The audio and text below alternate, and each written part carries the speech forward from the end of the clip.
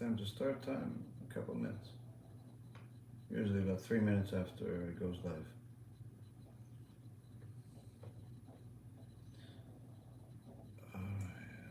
Okay.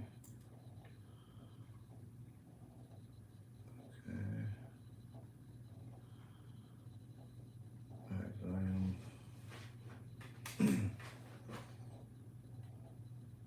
Okay, mic check.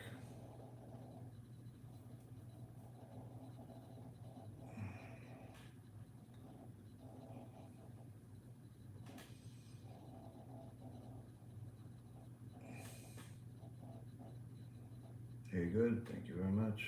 TikTok, appreciate it.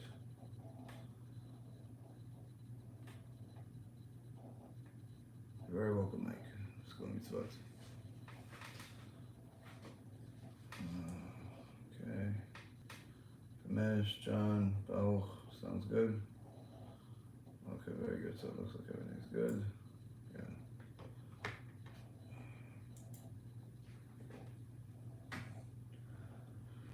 B'Shem HaShem na'aseh v'natzliach, Shiur Torah, Bruchim Habayim. We are back here on our Wednesday night Stump the Rabbi, where after some Divrei Torah, you guys, B'ezrat Hashem, will ask some questions. The Kadosh Baruch Hu, B'ezrat Hashem, will give us the answers.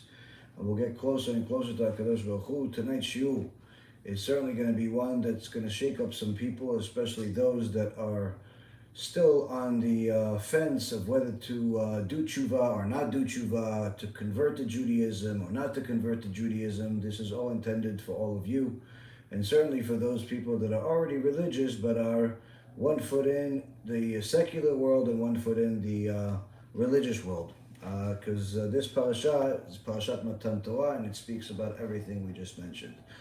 Tonight's show is going to be for the Refuah Shlema for Rabbanit Sarah Bat Anat, Rav Ephraim Ben Shulamit, Rabbanit Levana Bat Sarah, Avi Mori David Ben Nisriya, Imi Morati Doris Bat Jorah, Sarah Bat Levana, and all of Am Yisrael and all the righteous Noahides that continue to support our organization and help us reach more and more people to get them to do tshuva, get them to closer to HaKadosh Baruch Hu B'ezrat Hashem. And of course, all of those wonderful people that want to convert to Judaism genuinely. This is certainly going to be one that's going to help many of them at least make the decision of what they need to do.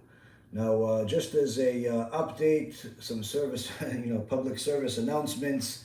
First and foremost, for those of you that have not ordered the free books that we have in our Kiruv store, I have no idea what you're waiting for.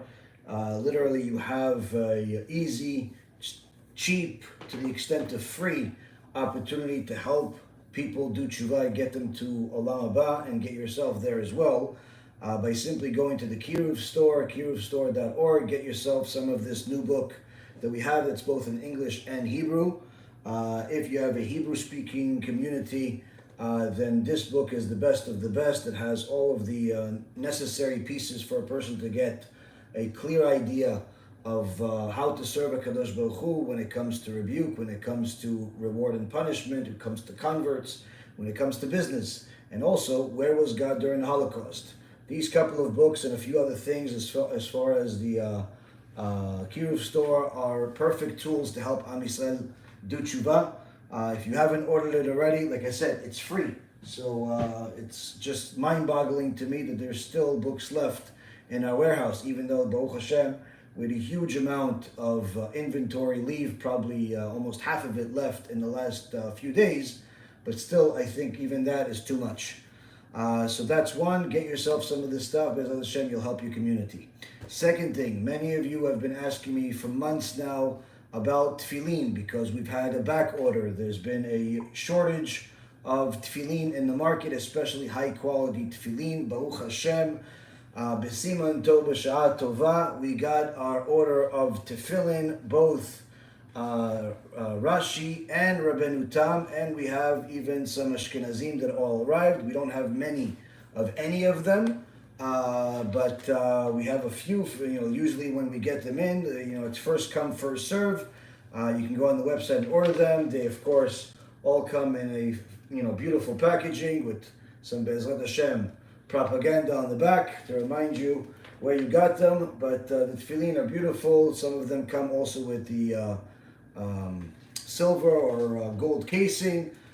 Bottom line is they're the best of the best. I don't know of anybody else that sells this high quality level of tefillin in the United States at least. But Baruch Hashem, we got them. They're in. Anyone that wants it, of course, if your tefillin are still from the bar mitzvah, and you're in your 20s, 30s, or 40s, there's something wrong with you. Same thing goes for those people that are married and have already been in the tshuva world and have been frum already for at least 3, 4, 5 years. What are you waiting for? Rabbeinu Tam is certainly a necessary tool for your everyday prayer. Rav Ovadia alav shalom was very particular about making sure that every Jew puts on not only the Rashi tefillin, but also the Rabbeinu Tam if they're married.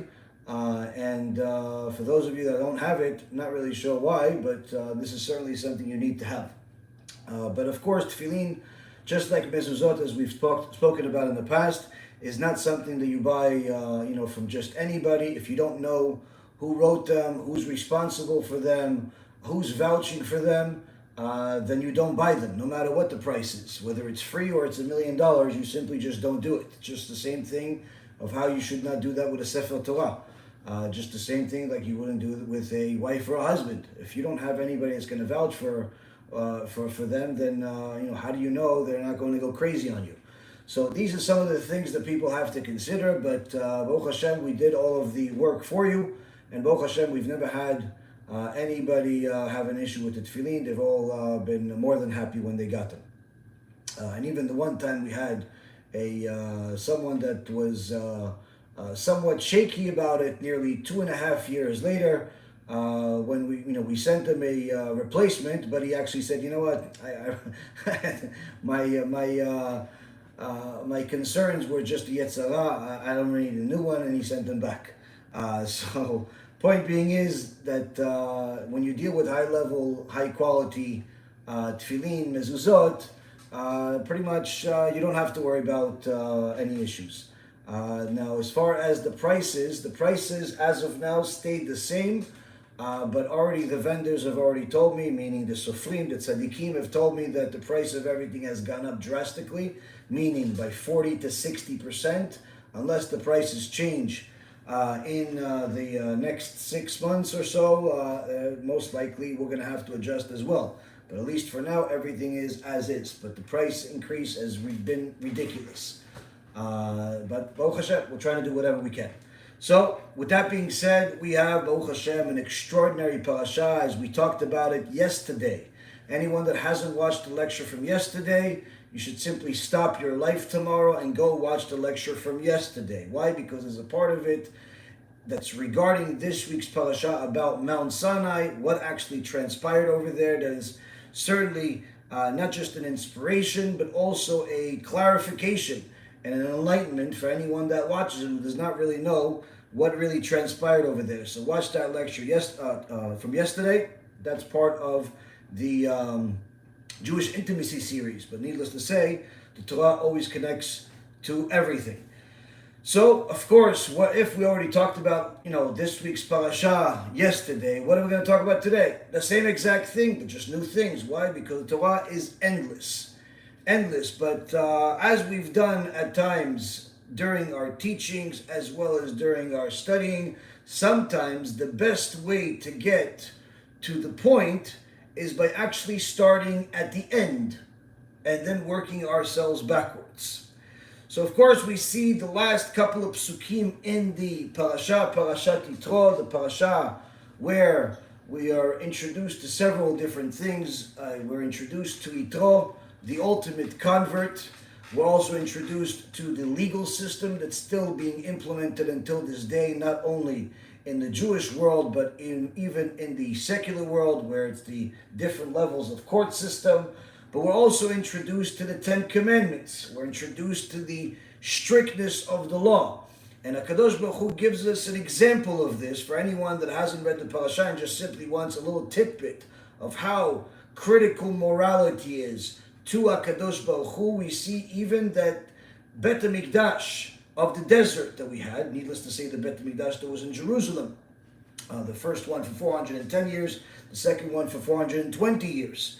even those had the same exact thing, which is the consideration of morality. What consideration? HaKadosh Baruch Hu says that the ramp to go up to the Mizbeach has to be a ramp rather than stairs. Why? You shall not ascend my Mizbeach on steps, says HaKadosh Baruch Hu, so that your nakedness will not be uncovered upon it. Meaning, so that the ground does not see the nakedness of the Kohen going up to the Mizbeach. Obviously, we're not going to go into the details of all of this. It's self-explanatory, but more than anything else, it shows us how HaKadosh Baruch Hu is particular about everything. For all of those heretics that have decided to start YouTube channels, talking about their life, talking about their abandonment of God, talking about their so-called belief in God, but not actually doing what He says. Apparently, there's a bunch of Jewish people that have decided that they're going to put their day job aside and become YouTubers. And they all started some type of podcast because they think they're going to be the next Joe Rogan and make millions. Little do they know, it'd be surprising if they could even pay their rent from their nonsense. But the point is that many of them are either themselves or they're bringing guests that are so-called religious or used to be religious Jews that are just spewing spiritual vomit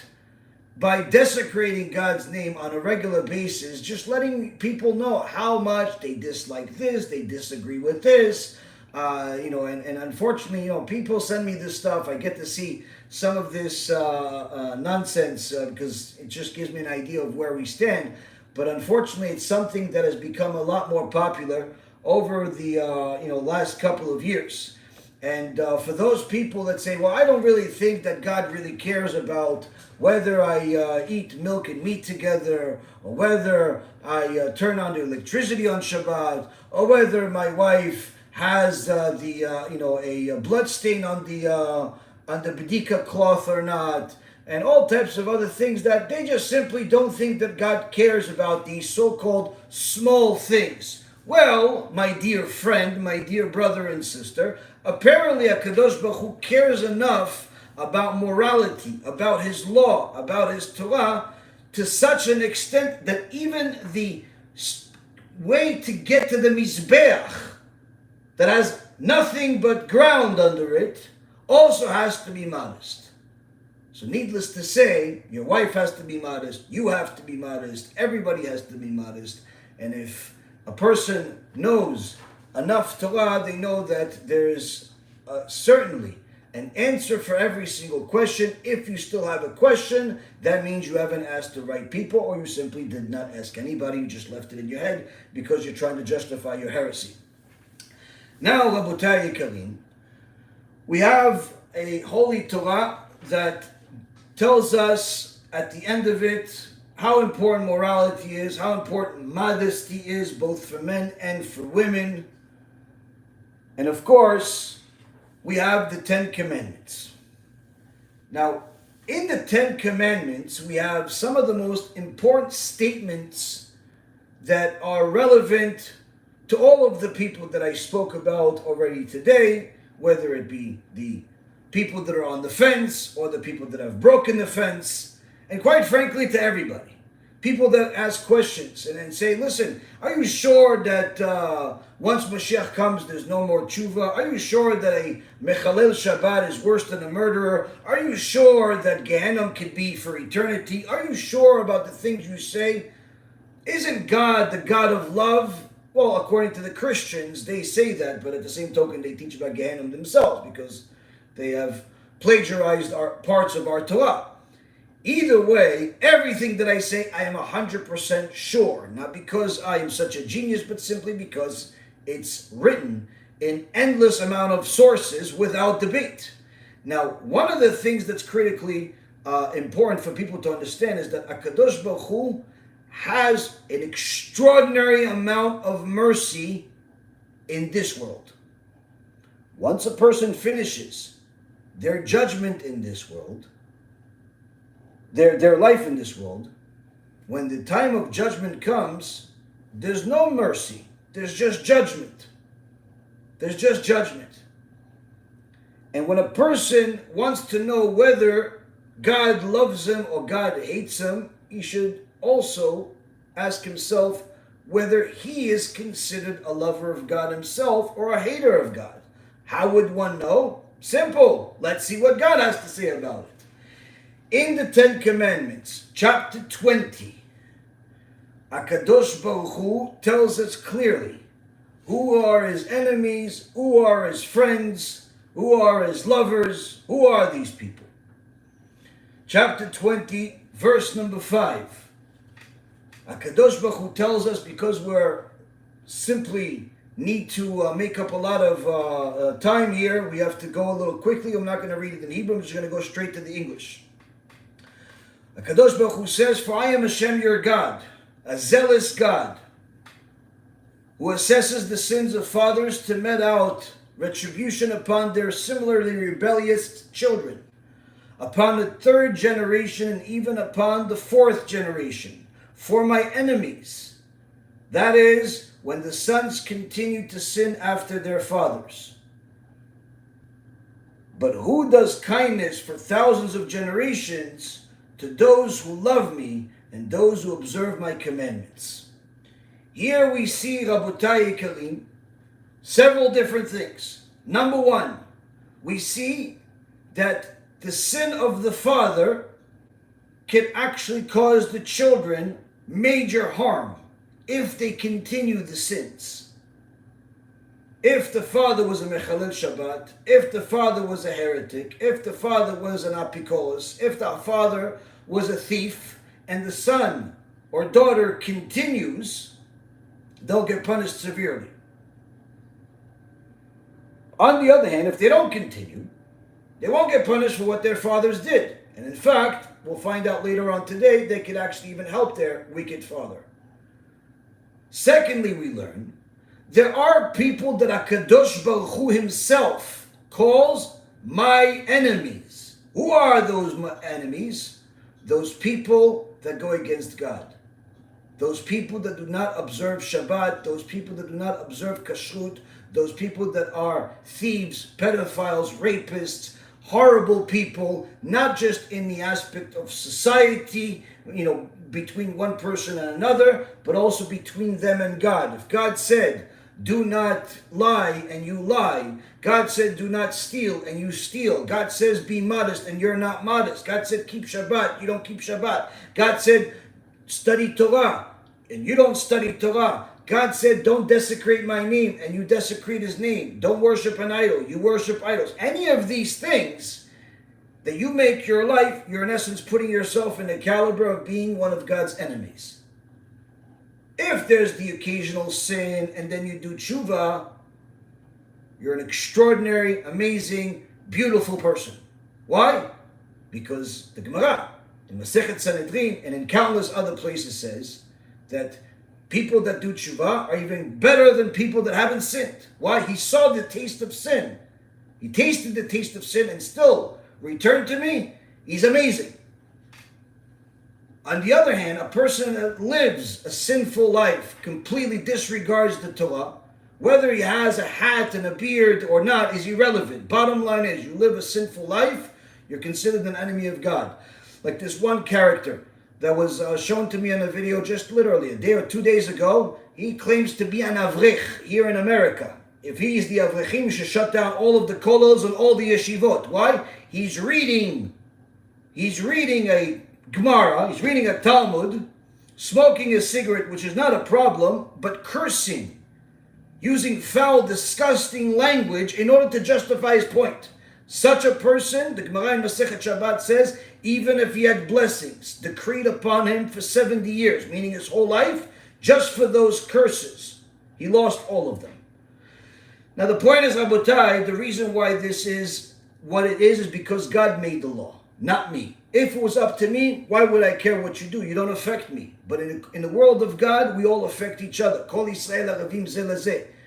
A Jew that makes a sin in America can affect a Jew that is living in France, that is living in England. A Jew that's making a sin in England can affect a Jew that's in Israel. A Jew that's in Israel that's making a sin over there can affect the Jews all over the world. The point being is, according to God's system, we're all connected whether we like it or not. So when HaKadosh Baruch Hu says he has enemies, he is talking about people that are causing harm to his children, even though they themselves are his children. On the other hand, number 3, we learned, there are people that HaKadosh Baruch Hu calls his lovers. Who are his lovers? He's very clear about it. Those who love me and those who observe my commandments. Meaning, if you want to know whether HaKadosh Baruch Hu considers you an enemy or a lover, simple. Are you observing the Torah or not? Now you say, no, I'm observing it according to my understanding. Your understanding, Habibi, is worth 0. Literally, 0. If there was a way to make 0 a negative, we would do that too.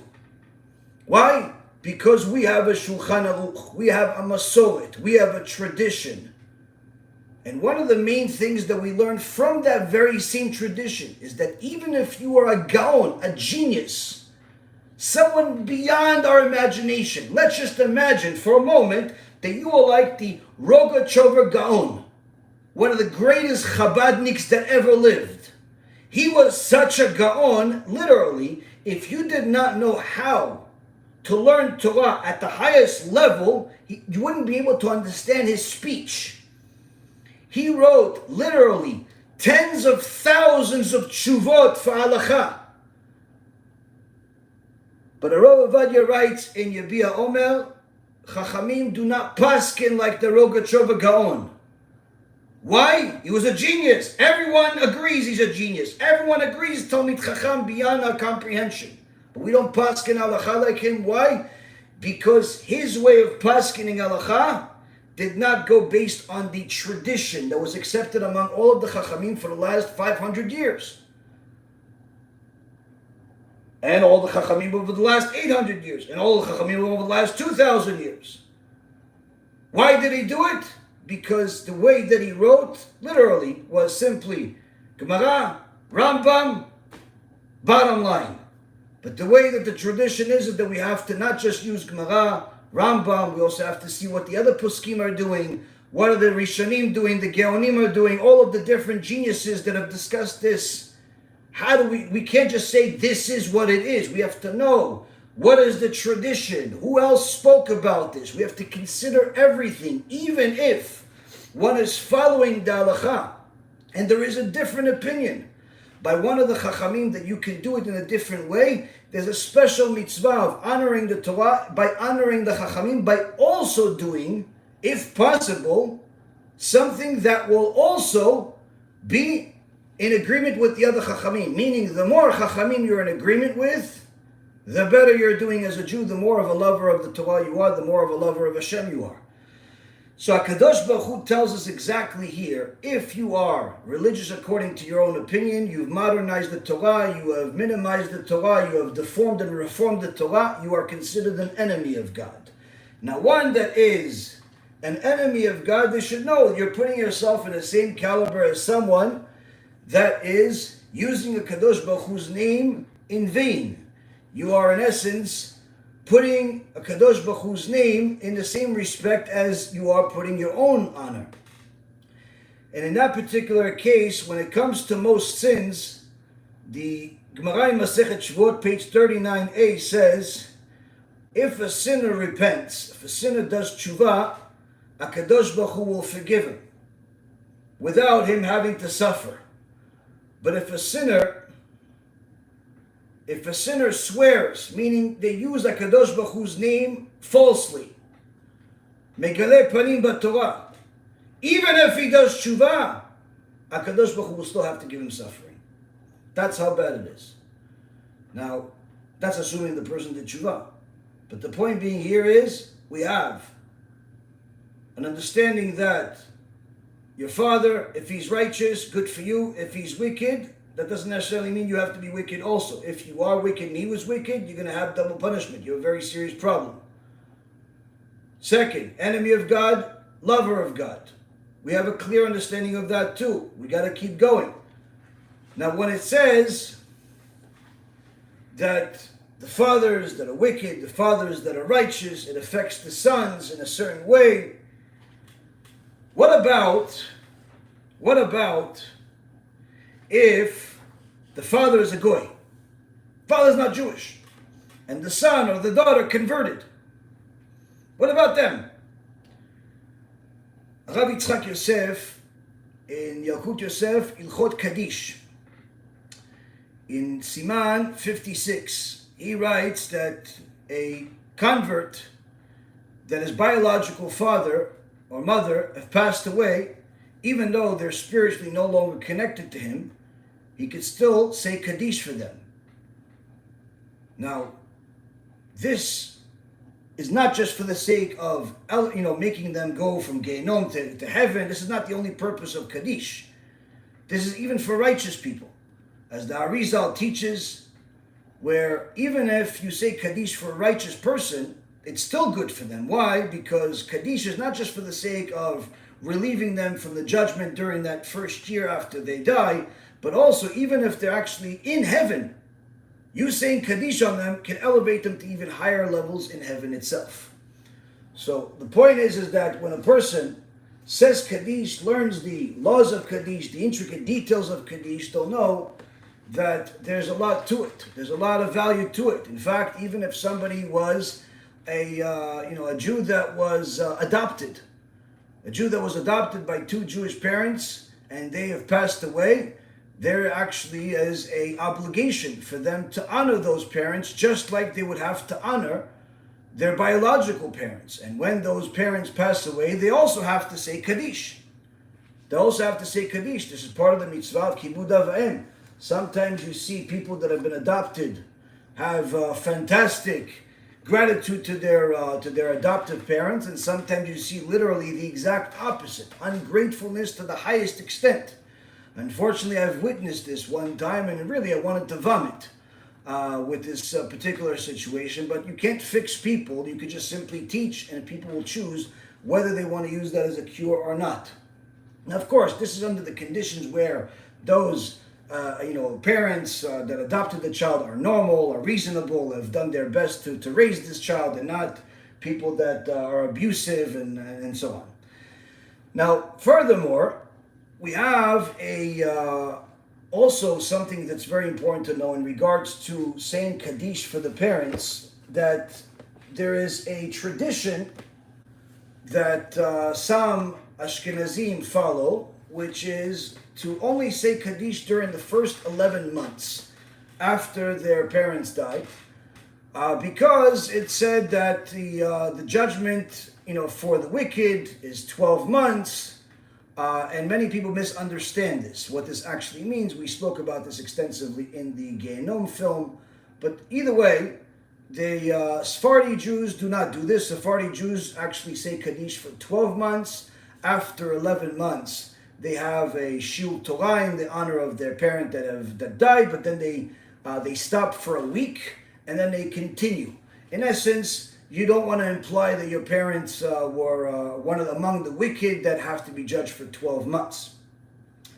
Now, either way, for those that still keep on the tradition of only 11 months, they should know that the Zohar in Parashat Shmot, page 16b, teaches that if it wasn't for the prayers of the deceased, meaning the people that have passed on behalf of those that are living in this world, the world would not continue to exist for even a fraction of the day. Meaning that when you say Kaddish for your loved ones that have passed away, it's of significant value, because now you're in essence enticing them to pray for you. But on the other hand, what about this whole thing about this whole 12 months? Can we just assume that we don't need 12 months, maybe 11, maybe less, maybe that? The Chesed La'alafim in Siman 56, Halakha number 1, writes that in our times, no one can be sure that he will be relieved from Gehenom even after 12 months. And Rabbi Chaim Vital taught us that although our sages taught that the wicked are punished in Gehenom for 12 months, a soul might be sentenced to years of harsh punishment before it's even permitted to descend to Gehenom.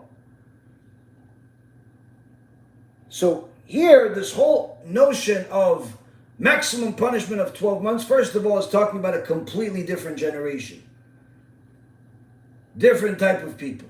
Second of all, it's talking about the wicked among Israel, meaning people that are still considered part of Israel, meaning they weren't Mechalei Shabbat. Perhaps they were nice, they had bad character traits, maybe they even stole something, they hit somebody, different types of sins that made them wicked, but they're still considered part of Am Yisrael because they didn't violate Shabbat or become an idol worshiper. Those people are not considered part of Am Yisrael. Their decree of punishment is forever. But even here, the Chesed La'alafim is teaching us that in his generation, needless to say ours, don't have a right to assume anyone is going to be in Gehinnom for only 12 months. Why? Unfortunately, it's something that doesn't need that much explanation. Now, furthermore, we see, Rabotai, that a person can actually help those that have passed on with their actions. If you do mitzvot, you learn Torah, you give tzedakah, you do tshuva, all of these actions, and you do it in the name of someone that you care about that has passed away, that can certainly help that neshama. We saw that David HaMelech was even able to help his son Avshalom. Of course, no one in this generation is David HaMelech, but the point being is we have documented proof that someone that has passed away can be helped even after they've passed away by the good actions of someone that's still living in this world. But what about a convert? What about someone that has converted to Judaism, following Torah and mitzvot, but they have not only a wicked family, but someone like, let's just say, Nebuchadnezzar, meaning it doesn't get worse than that. Nebuchadnezzar made every sin under the sun, whether it was idolatry or LGBTQ, or it was destroying the Bet HaMikdash, literally, the worst of the worst. Can somebody help somebody like him? Let's see. Now, our Holy Torah tells us that HaKadosh Baruch Hu loves converts 36 different times, and then if you count other places in the Torah, it's literally hundreds of times. But 36 places in the Torah, it talks about HaKadosh Baruch Hu's special protection and love of converts. But yet, the Gemara in multiple places, including Masechet Nida, page 13b, says that converts are a skin disease for Am Yisrael. Someone abandoned their idolatry, abandoned their way of life, converted to Judaism, follows the one and only God of Israel, considered a skin disease? That doesn't sound like a compliment. That doesn't sound like the 36 expressions of love and protection that HaKadosh Baruch Hu tells us in the Torah about converts, so much so that the Rambam paskins la'alacha that a Jew has to love every other Jew that is obviously considered a lover of HaShem, someone that follows Torah and mitzvot. But if that Jew is a convert, he has to love that Jew even more than the other Jews. In fact, he has to love that Jew as much as he loves God. This is unacceptable to some people that want to make their own rules. But this is what the law is. This is what Torah says. This is what the Rambam paskins la'alacha. So how can you say that someone that's so special is a skin disease? Skin disease doesn't sound good. Skin disease sounds terrible. Anyone that has experienced any type of skin disease doesn't look at skin disease as something favorable. So how could this be? Now, of course, the heretics, especially those missionaries that try to distort the Torah, we always look at things like this in order to capitalize on them and say, look, the Jewish people are bad because of all types of misunderstandings they have of the Talmud. One of the things, for example, that they bring often is they say, look, the whole notion of having a rabbi is completely forbidden. And that's why a Christian will never call any rabbi a rabbi. They'll call him sir, or they'll call them by their first name, but they hate the whole title of rabbi because their false testament tells them, rabbis are bad. But even though the Torah says that we have our sages, we have our chachamim, don't go right or left, say, no, that's only referring to the Levi tribe. If they're a Levi, then they're allowed to be the rabbis, the judges, and so on. Now this would be nice if it was true, but unfortunately their stupidity and ignorance is proven otherwise here in this parasha.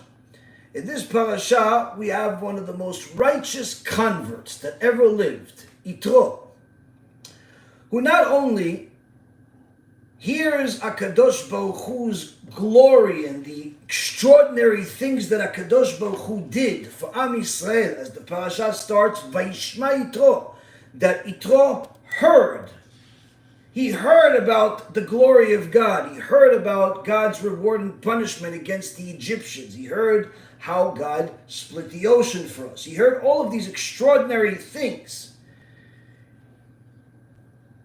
And in chapter 18, verse number 11 and 12, Yitro does two extraordinary things. He says, now I know that HaShem is great and there is no God other than Him, because in the way that the Egyptians had taught to punish Israel, in exactly that way they themselves were punished. And then in 12 he talks about bringing a sacrifice in honor of God, Korban Olah. So Yitro blessed HaKadosh Baruch Hu. And the Gemara in Masechet Brachot, page 54, says that Yitro became like a skin disease to Am Yisrael. Skin disease? You just blessed God. And if that's not enough, if you go to Masechet Masechet Sanhedrin, page 94a, you will find something even more extraordinary. Not only did Yitro bless HaKadosh Baruch Hu's name, but even more so, Yitro on the spot took a knife and gave himself a brit milah, like Avraham Avinu. Yitro took a knife, gave himself a brit milah, circumcision. Why? Yitro heard all he needed to hear. I want to be a Jew. I want to be a Jew. That's it. Not maybe if you guys convince me, if I have enough money, if this, if that. No conditions. I've heard enough. Yitro blesses HaKadosh Baruch Hu, circumcises himself. Yitro converts to Judaism.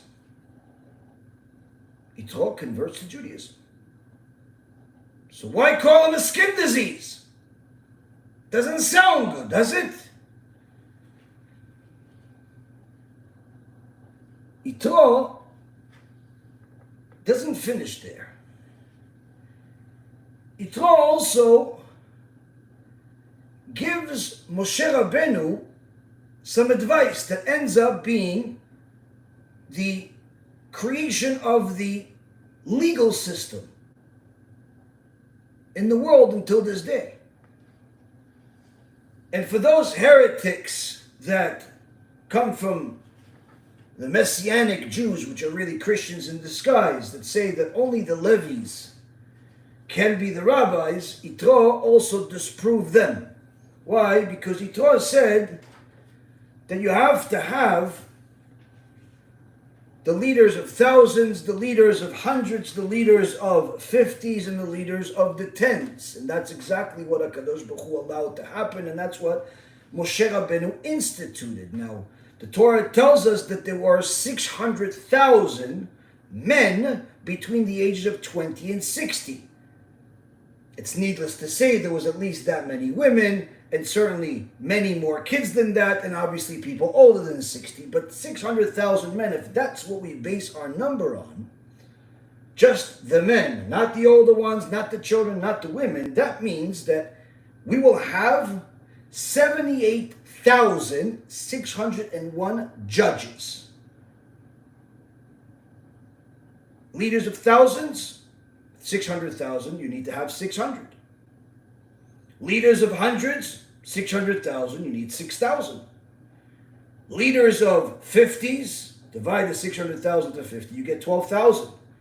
And the leaders of tens, simply just remove 1 0 from the 600,000, you have 60,000. Total of all of these leaders, of these judges, 78,601. Now, how does this disprove the whole notion that only the Levites can be the judges or the rabbis or the leaders? Simple. The Torah tells us repeatedly how many Levites there were. And there were only 22,000. Which means that if we have 78,601, the levies are not enough to meet that number. And certainly there was more of the 78,000, but even if you're conservative and you only base it off of the 600,000, you still get a 78,000. This all came from Yitro. Yitro fought idolatry back then. Yitro is still fighting idolatry today. Yitro came from Ham. Ham, the son of Noah, was the Egyptians, but Yitro wasn't really an Egyptian.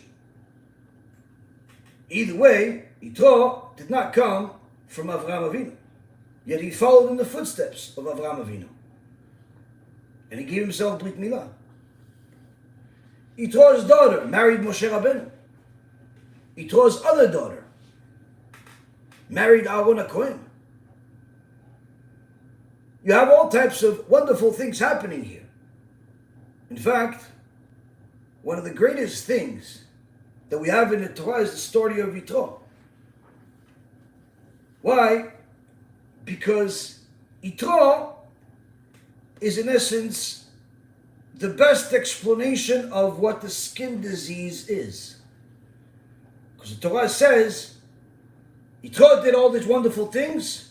After he blessed God, he was like a skin disease for Am Yisrael. Blessing God's a good thing.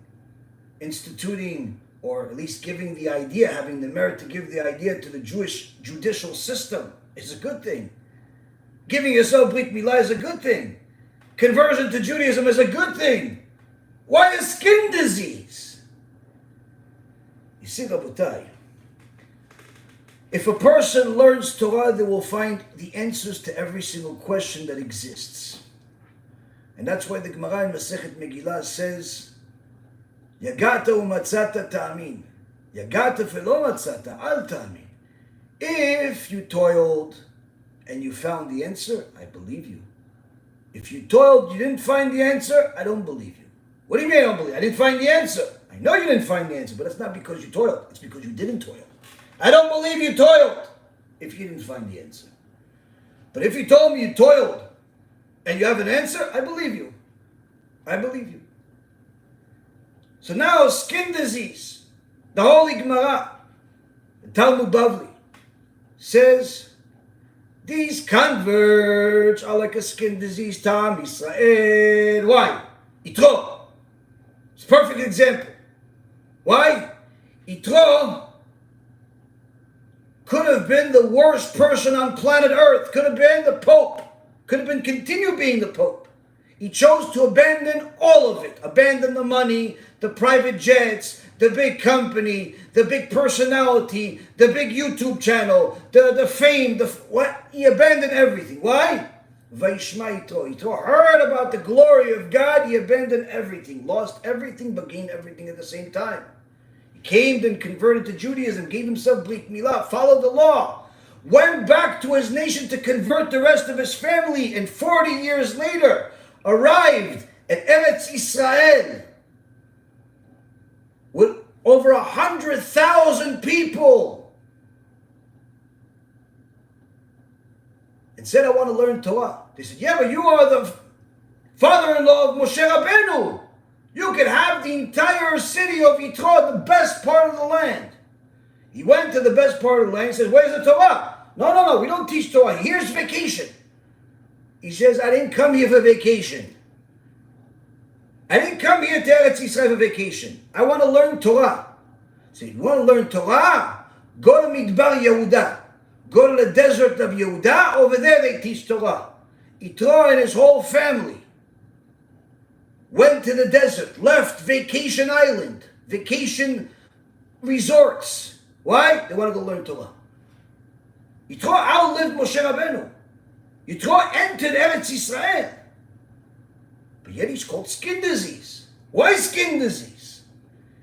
Yitro abandoned all the evil and became tzaddik.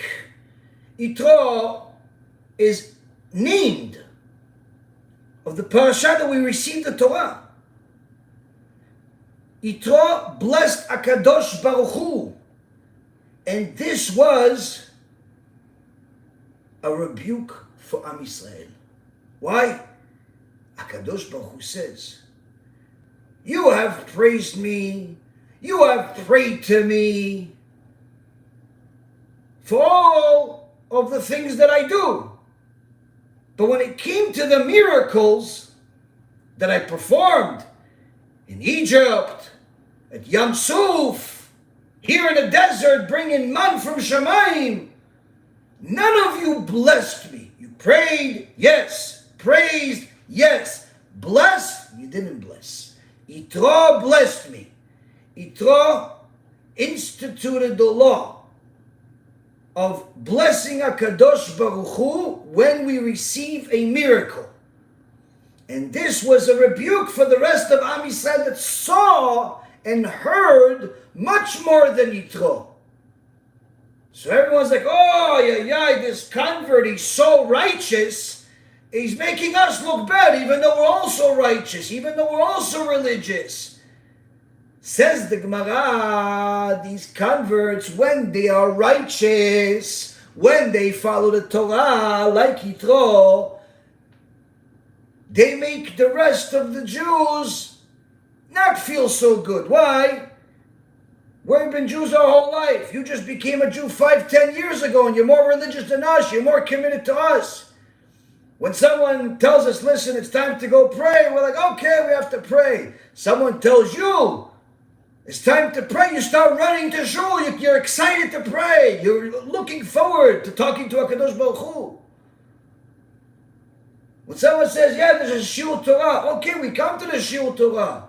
But as soon as we arrive, we see you're already there. You've been learning for the shiur, before the shiur already started. The convert that's a righteous convert, he's like a skin disease. Why?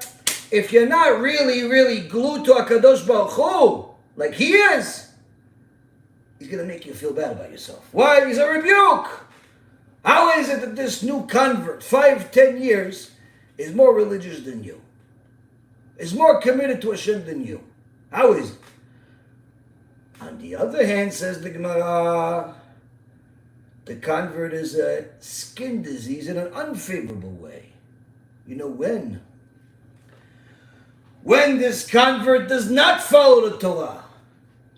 He converted for the wrong reasons. He converted for a girl. She converted for a guy. They converted for money. They converted for all types of other wrong reasons. Or better yet, they converted for the right reasons, but they abandoned the way. She converted with the right intentions, but she forgot those intentions at the Beit Din and she started walking around immodestly. She has clothes on, but they're missing sleeves. She's wearing pants that technically only belong to her husband. She thinks that the whole world needs to know the definition and shape of her body. She speaks like she's a truck driver on I-95 yelling at somebody who cut him off. When she laughs, the whole community hears. Modesty, she doesn't even know what it means. Even though when she converted, she says, Na'aseh v'nishma, I'm going to do it.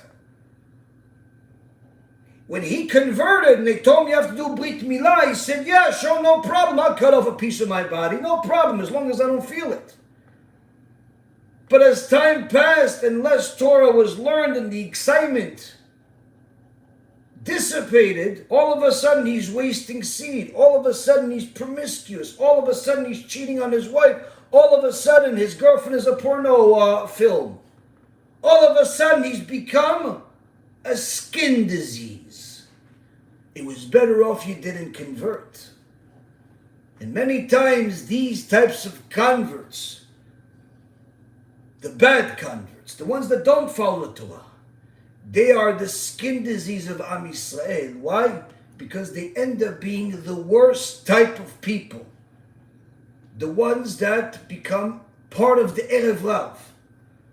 The ones that become the enemies of God as well as the nation of Israel. So you see, Rabotai, on one hand we see that a convert can be a skin disease in a positive way, on the other hand, skin disease in a negative way. Where are we going to be? Now, what does it really take? What does it really take?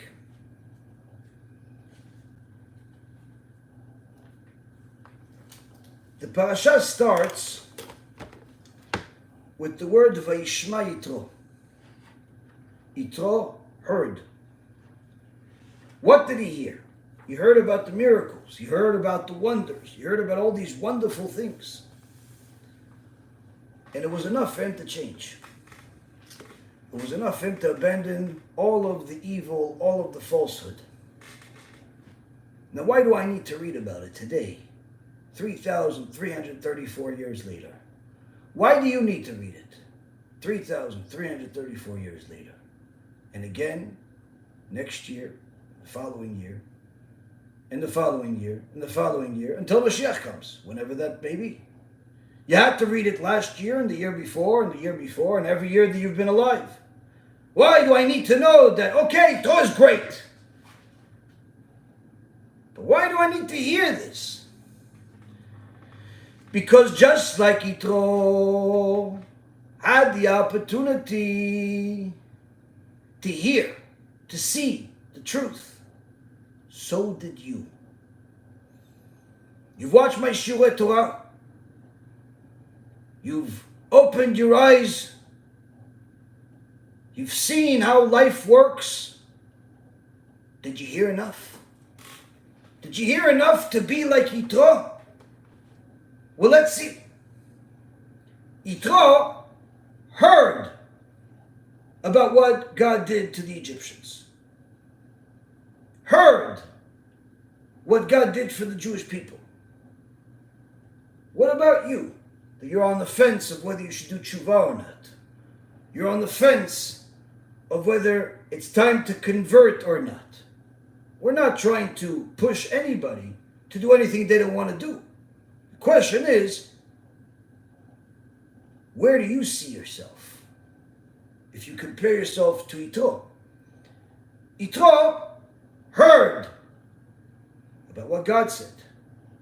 You, on the other hand, if you've watched enough of my films, you've watched Torah, Science, and Ancient Wisdom, and many other lectures where I discuss the scientific proof of God, such as the Gemara in Masechet Brachot, page 32b, says that HaKadosh Baruch Hu tells us nearly 1,000 years before telescopes were even a thought in anybody's mind, needless to say, an invention, how many stars are in the universe? 10643400000000000000.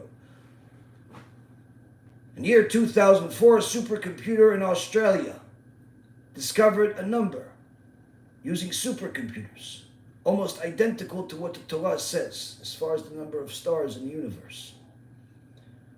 There are endless proofs of the scientific truth of the Torah and the creation of God. You heard it.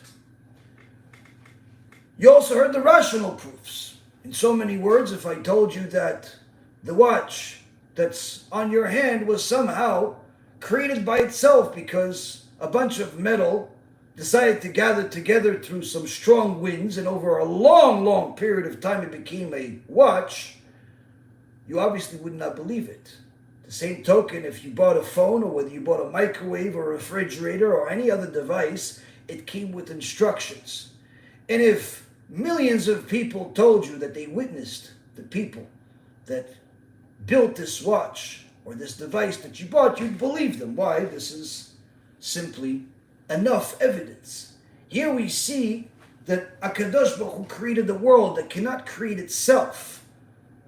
While the watch is certainly a great invention, takes a lot of wisdom, so does a phone, so does a computer, and a microwave, and a refrigerator, and an airplane. They all are nothing in comparison to the creation of even a flower, the creation of your eye, and needless to say, the creation of the world or the universe and how the world works.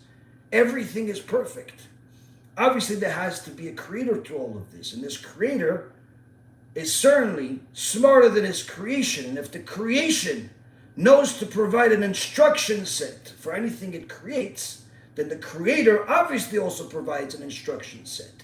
And if millions of people testify that they saw the words of God, they heard the words of God all at the same time, that's enough evidence to convince anyone that still considers themselves rational.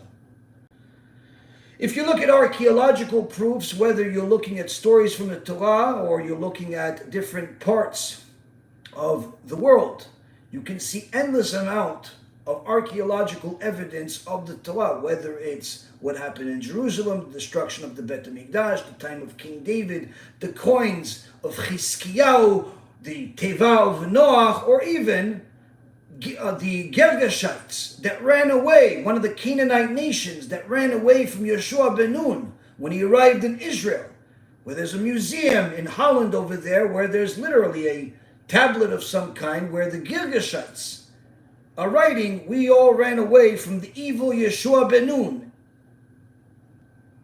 And the Israelites, the enemy, wrote about us.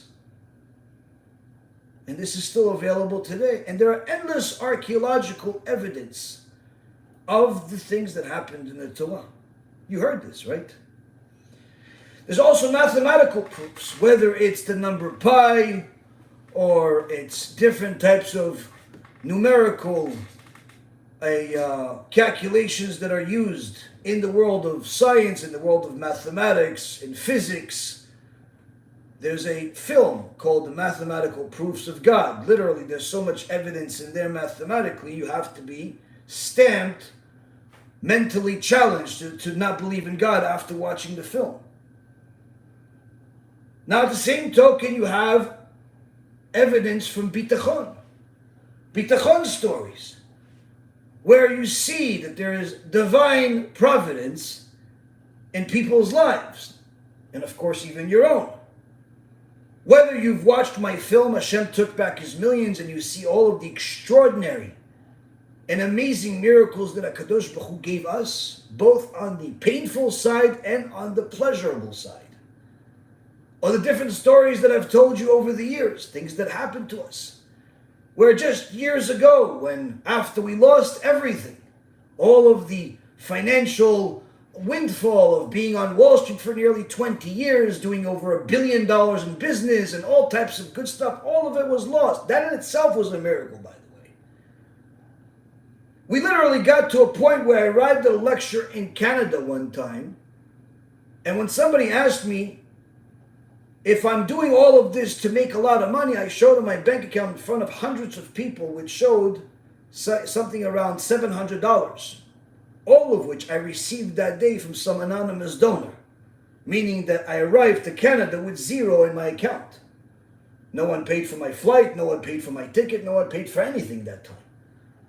But we still arrived, we still came. Why? Because our job in the world was not to make millions, it was to help people earn olam haba. But today, Baruch Hashem, HaKadosh Baruch Hu decided to change things after we've passed a series of tests, and of course, we pray to HaKadosh Baruch Hu that we continue passing them. We now run an organization with a monthly budget of nearly $200,000. Meaning, while the average person out there is hustling and bustling and doing whatever they can to maybe hopefully make $50, $100, $200, $300,000, and they've been at the same career, in the same field, and the same everything else, and Hashem blessed them with what He gave them. Hashem blessed us with what He gave us. And now we have a couple of $100,000 every single month that we can use to help Am Yisrael get closer to HaKadosh Baruch Hu. Give the books, give the USBs, give the lectures, give endless amount of chesed to poor people, to avrechim, have 2 kollels, all these wonderful things that simply HaKadosh Baruch Hu decided to allow us to do. And for all of those wonderful people that help us, every single one of them knows that they've never received a phone call from me or anybody else from my organization asking them for money. Meaning that all of this comes simply because HaKadosh Baruch Hu decides to make enough people smart each and every single month to decide to donate to BeEzrat HaShem and be partners with us in the Kiddush Hashem that we're doing.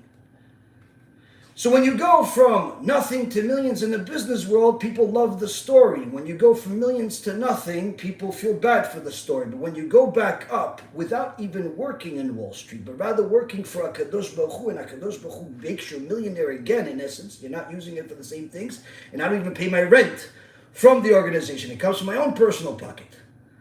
But the point being is that HaKadosh Baruch Hu showed us enough miracles for you to learn from, for you to benefit from. You saw it, you witnessed it. HaKadosh Baruch Hu also showed us enough teachings about reward and punishment to convince even the stones to scream even louder. Whether it's the countless sources we brought from the 5 books of Moses, or the Nevi'im, or the Ketuvim, the writings and the prophets, or it's the Talmud, or the Zohar, or Chassidut, or Shulchan Aruch, or other types of Chachamim that have written Mussar books and halachic books. We've literally brought thousands upon thousands of sources over the years to prove how reward and punishment, one of the 13 principles of faith, is very much alive and well and applicable to our lives today, both in this world and the next.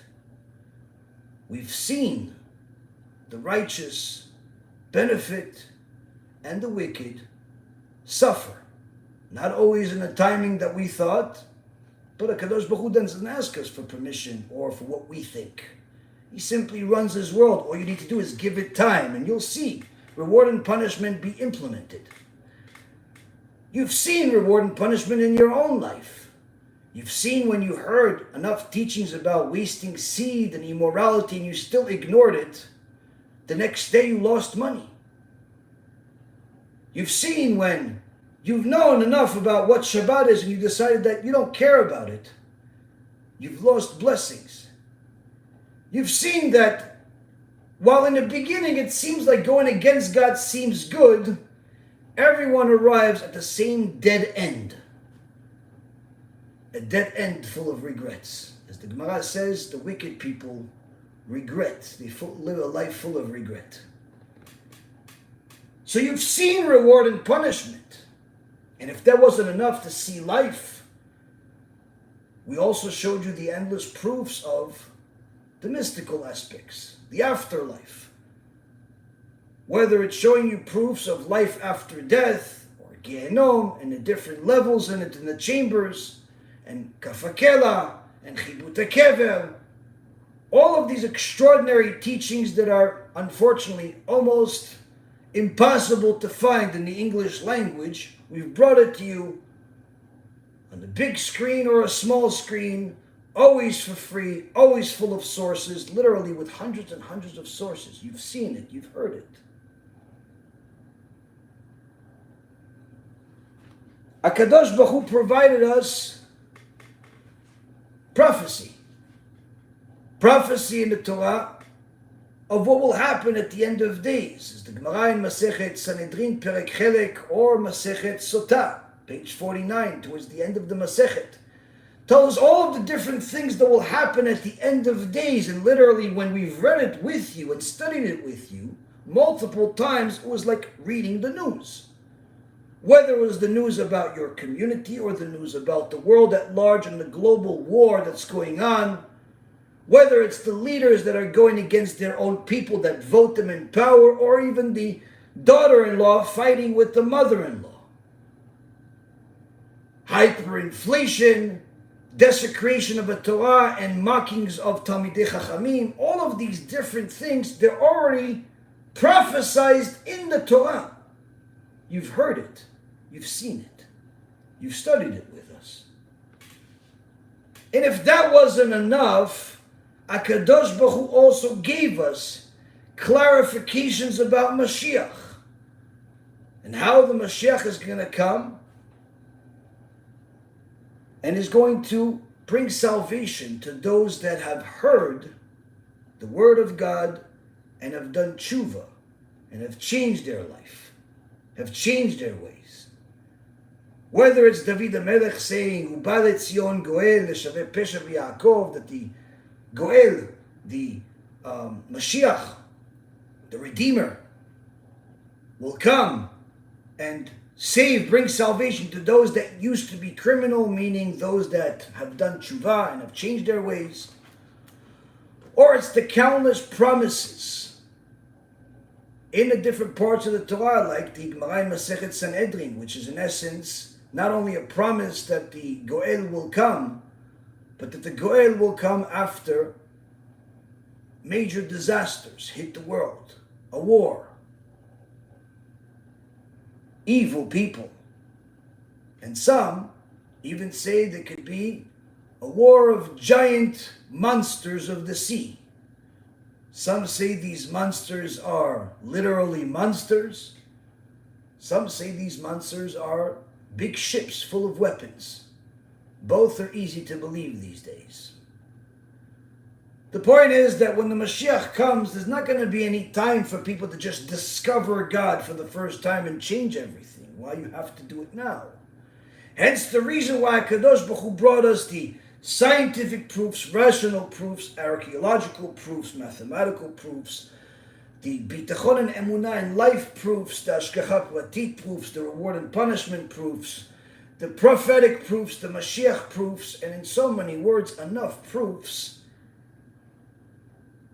that put you in a position where you have even more information to make an educated decision on than Yitro had. And if that's not enough, what will be? What will be? Well, let's see, Rabotai. If we're looking at the converts, and we say, wait a minute, maybe there's some wicked people that shouldn't convert, should convert, HaKadosh Baruch Hu runs the world. HaKadosh Baruch Hu runs the world. He lets certain people convert and certain people not, certain people for good, certain people for punishment, all types of things.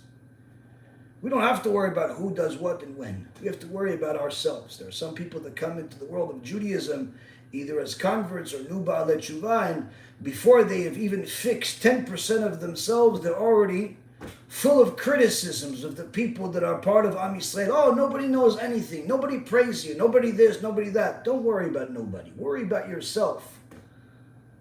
You've already been coming to the synagogue for a few months. You have to pay your dues first. Don't worry about everybody. If you want to help everybody by providing them information, no problem. But criticizing everybody, you're not in the position to criticize anyone. Criticize yourself. Have you heard and changed like Yitro? Well, you see, Rabotai, the Gemara in Masechet Yevamot, page 49b, says that a Gentile is not obligated to convert to Judaism. He's not obligated. But once he knows that Judaism is the truth, once he knows that Torah is emet, He must attempt to convert immediately, no less than Yitro. Immediately. Meaning, you're living as a Gentile, you're not even sure what's right and wrong. Your father told you some guy died for you. Your mother told you that some guy pretended to speak to some prophet in the desert. Another person that's a relative of yours tells you there's some statue in China and he's somehow going to help you. And somebody else told you, no, you know who's going to help you? The idol of money, the idol of gold.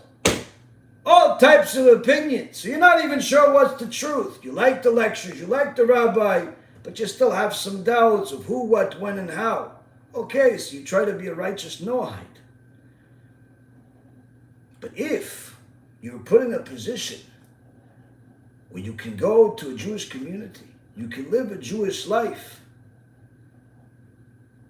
you know the truth, and you choose otherwise, you have a problem. You have a problem. Now, I'm not saying go do what Yitro did and they're going to convert you. It doesn't work that way. You have to go through the system. You have to have a sponsoring rabbi, make the necessary life changes, whether it's change your job, get a job, go and live in a community full of Jewish people that you can obviously learn from, learn with. Change your behavior, change your diet, learn the necessary laws, pray every day, all the things that are necessary. This is a process. Once you're in a process, once you're doing everything you can, you're in good shape. The day of conversion, HaKadosh Baruch Hu is going to decide. You don't have to worry so much about that. You just have to worry about your maximum effort. But if you've already known the truth, 2, 3, 4, 5 years, and you're not even sure whether you're on the path of conversion or not, you're not even sure whether you're ready or not, you're not even sure if you want to or not, you have a problem. Why? Vayishma Yitro. Yitro, he heard a lot less than you. And he already made all the changes. You know who else did it? Gemara, Masechet Sanhedrin, page 96b. Says Nebuzaradan, the murderer, murdered millions of Jews, was the general under Nebuchadnezzar, realized the truth of God, realized the truth of the Torah, abandoned everything on the spot and converted to Judaism.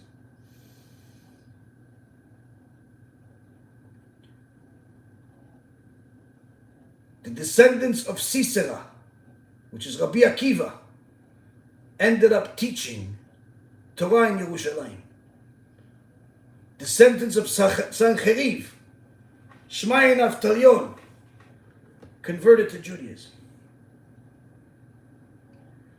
Descendants of Haman, which was Rav Shmuel Bar Shilat, converted to Judaism. Some of the greatest people that ever lived started from a bad past, a bad family, a bad start, a bad yichus. But that didn't stop them from going in the same path as Yitro, who himself started in a horrible path. He was the Pope, the chief idol worshiper, before he became one of the greatest Jews that ever lived.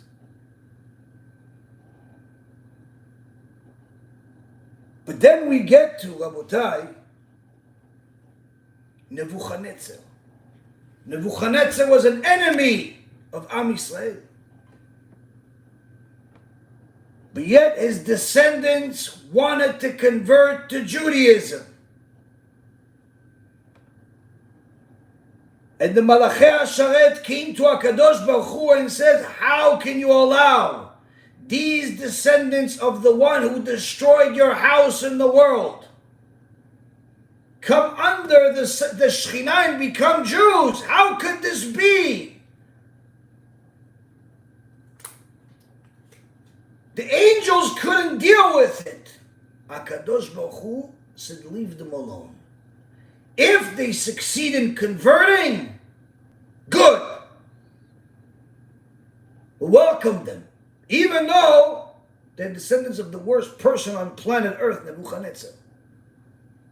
who murdered more people than Hitler did.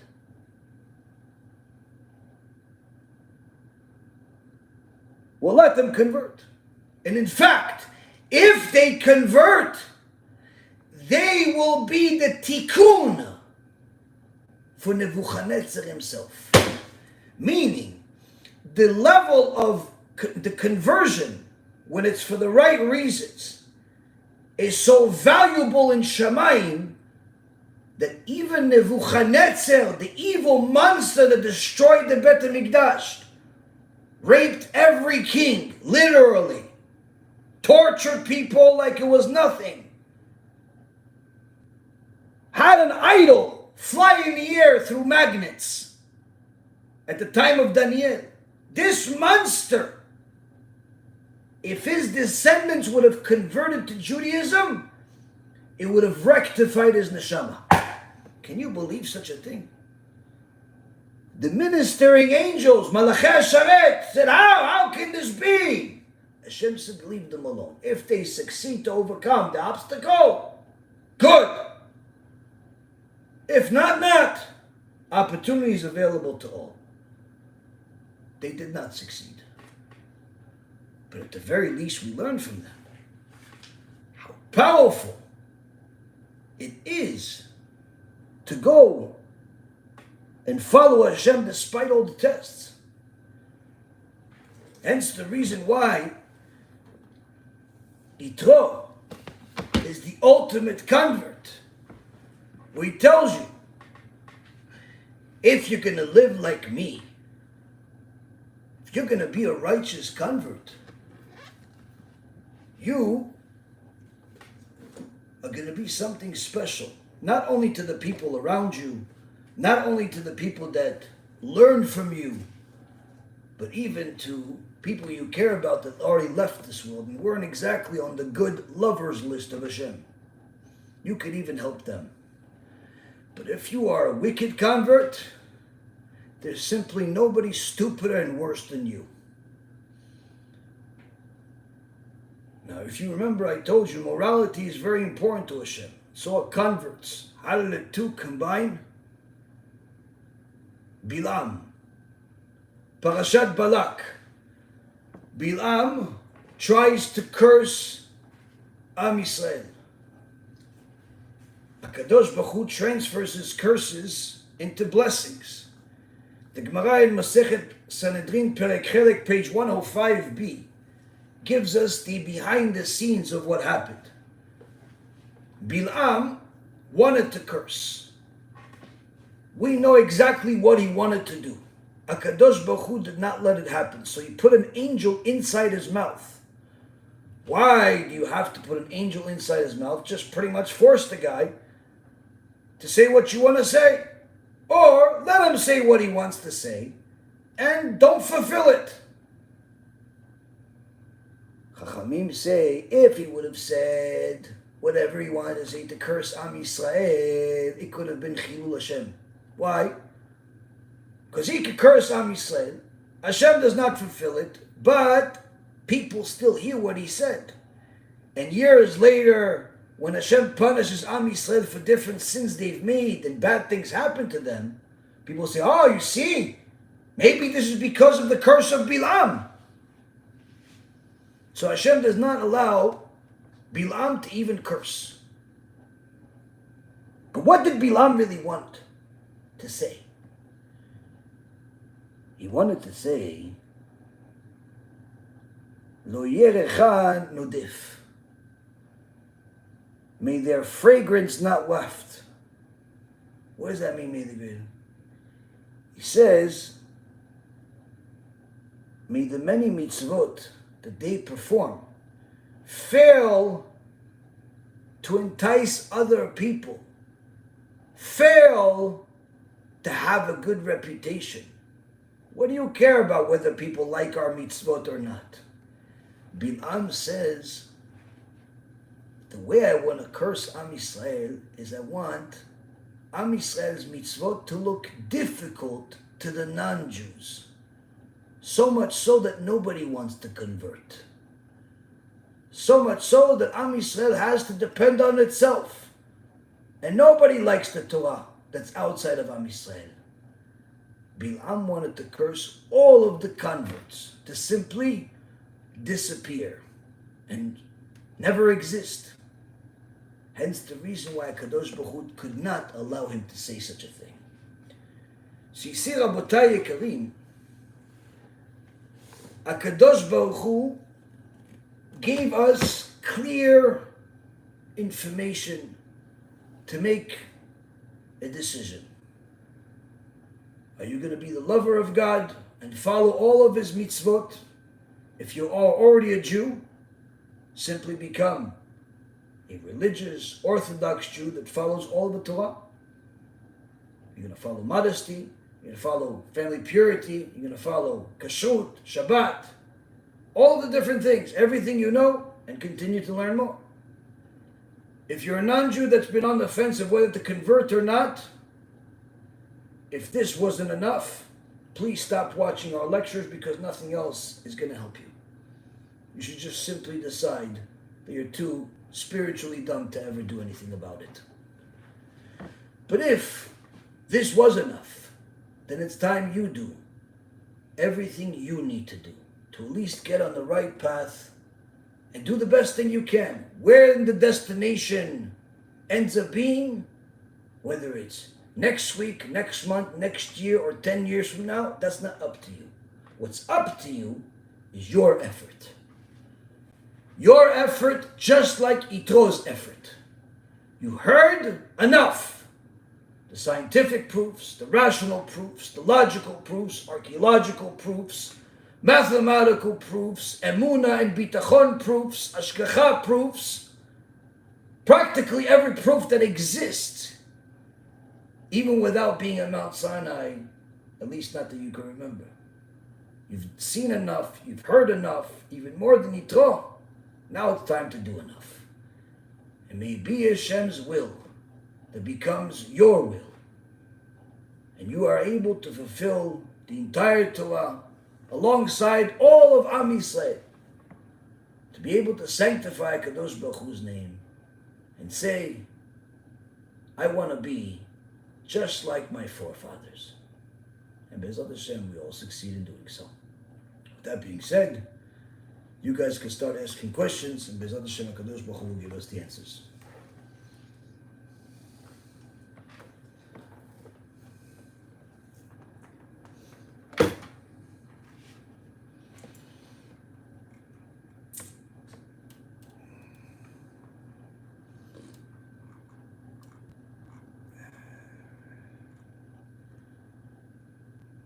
Okay, let's see.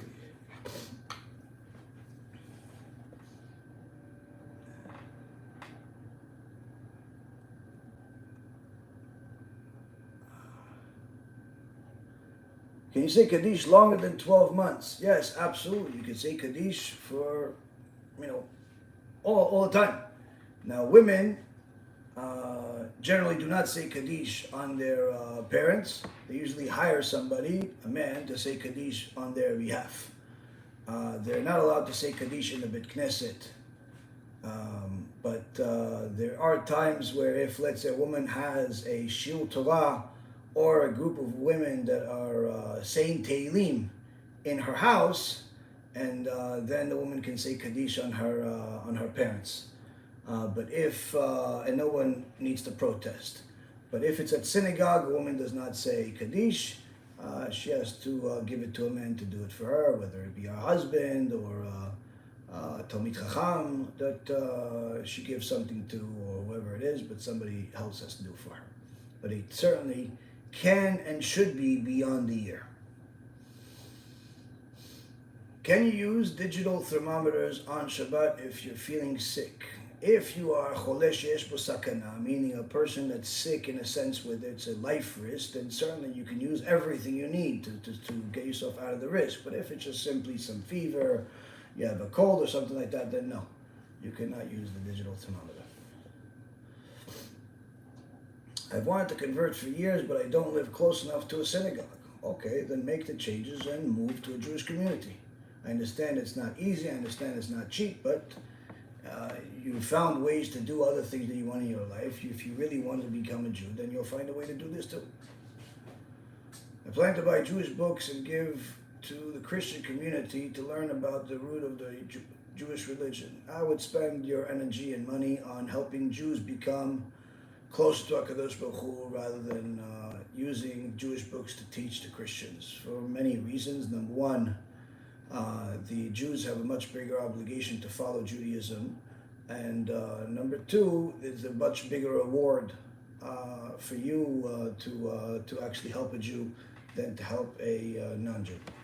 Now, if you happen to run into somebody that's a friend, family, or somebody you know, that you want to share a lecture with them or something like that to help them, fine. But if resources as far as money and things of that nature should be spent more on helping Jews become Jewish, according to the Torah, than otherwise. But again, there's no obligation to.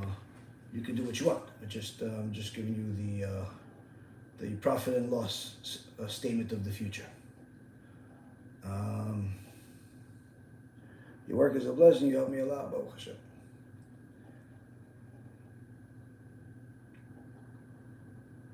What is the thing about Mashiach killing evil people with his words or something? There's a verse in the Navi. It says, Beruach piv yamit rasha. Beruach piv yamit rasha means with the ha of his mouth, he'll be able to kill the wicked. He won't have to use weapons or anything like that.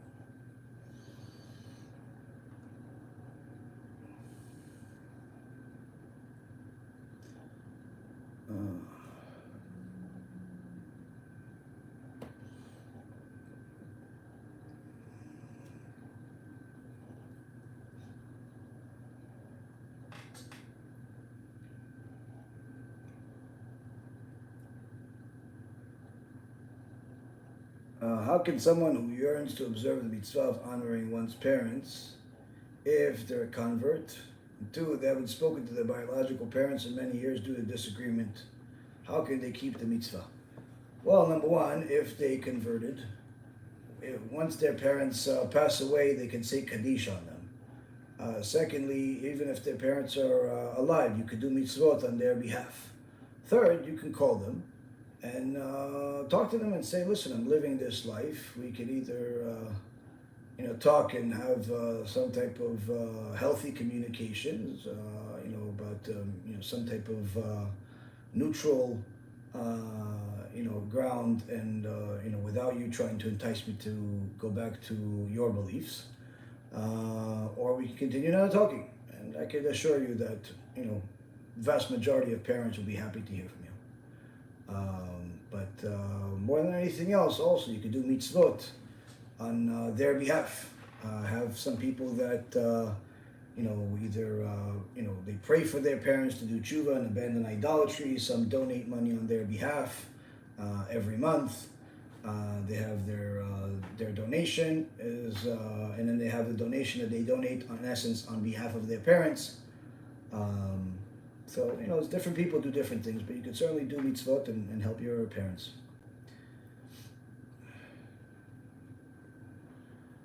Let's see.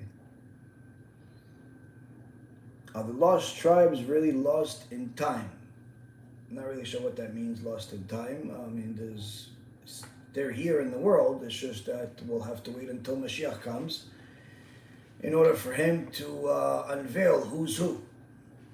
What tribe does each person belong to? And there's also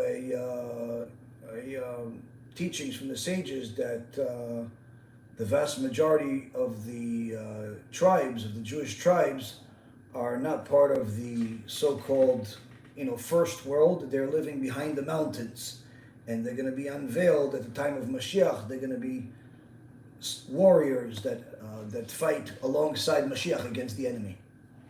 The tribe of Reuven, tribe of Shimon, these are some of the warriors that will come and destroy the enemy. Alongside Mashiach, there's going to be a war. First is going to be Mashiach ben Yosef, then Mashiach ben David. So some of the warriors are going to be the lost tribes. What is a golem? I heard about it in a video, and that it is talked about in the Zohar.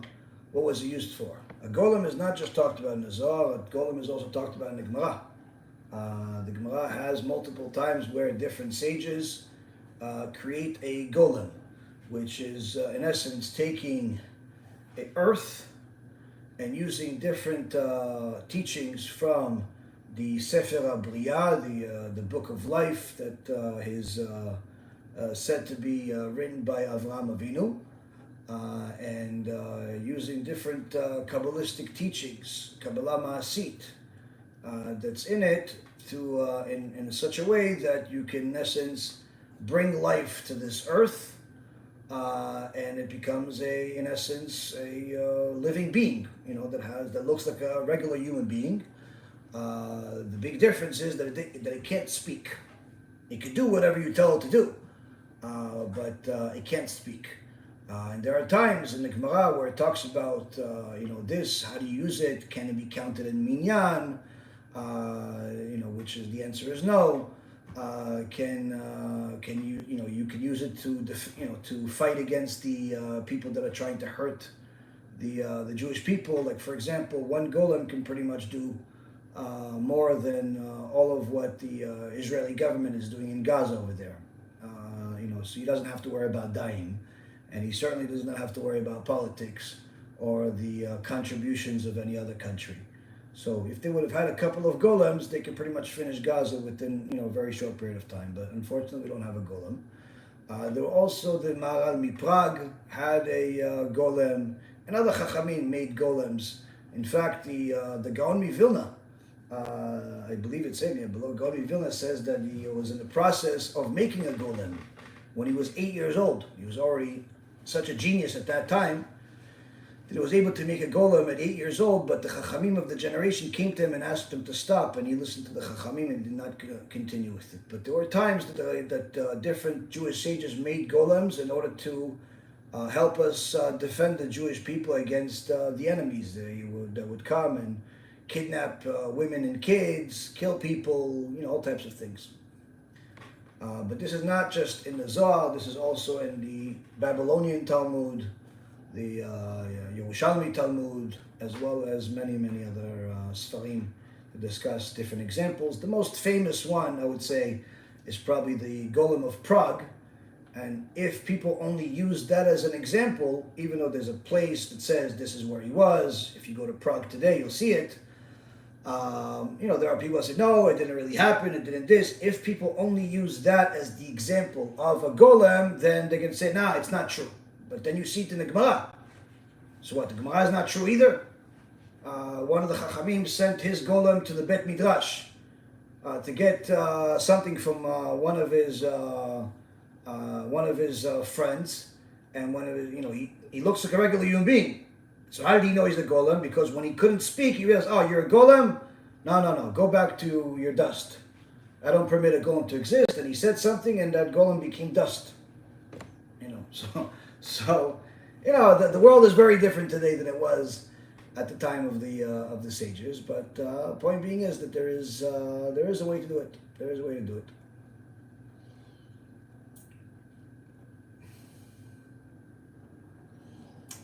All right, let's see. Let's see if TikTok has any.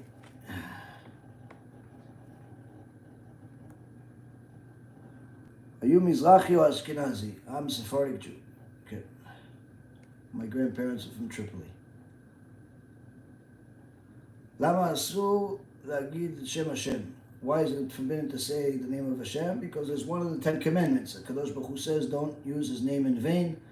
He's not Yaron, he's not Michael, he's not David, he's Hashem. And his name is too holy to be said, just without it being part of a verse or a prayer. Do I speak Hebrew? לא, אני לא מדבר עברית, אני סתם מדבר אנגלית, אבל אנשים מבינים. וזה כאילו, כן, מדבר עברית, ברוך השם. נולדתי בארץ, אבל אני חי כבר באמריקה כמעט 30 ומשהו שנה, 34 שנה. The question was whether I speak Hebrew.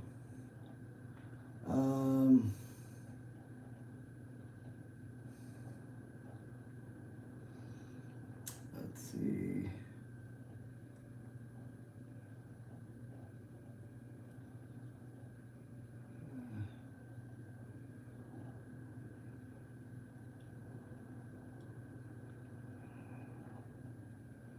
I never understood the people that keep writing the same thing 500 times.